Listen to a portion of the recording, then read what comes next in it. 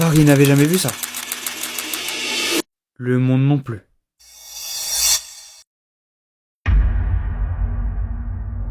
Ce matin-là, dans les jardins du château de la Muette à Paris, quelque chose d'inimaginable allait se produire. Une foule s'amasse, bouche bée, autour d'un étrange monstre de toile et de cordes. Il mesure plus de 20 mètres de haut. Il est rond, majestueux, gonflé de fumée chaude qui danse comme un dragon enfermé. À bord de l'engin, Pilate de Rosier et le marquis d'Arlande, prêt à quitter la Terre. Mais ce vol ne commence pas ici.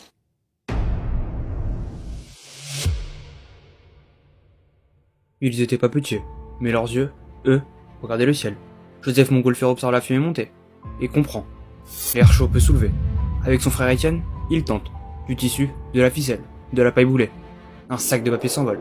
Juste quelques secondes. Mais ça suffit. Le ciel venait de s'ouvrir. Ils travaillent jour et nuit, gonflent leur machine de rêve et de feu.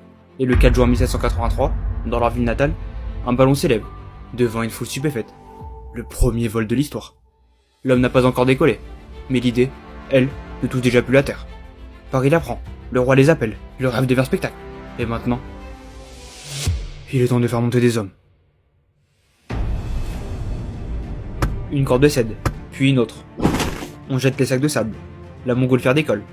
Autour d'eux, Paris s'arrête. Des milliers de visages levés. Tous rivés vers ces deux hommes s'éloignant du sol. La foulée s'envoie, perplexe, apeurée, mais surtout, émerveillée. Deux hommes venaient de quitter la Terre, laissant derrière eux les lois de Newton.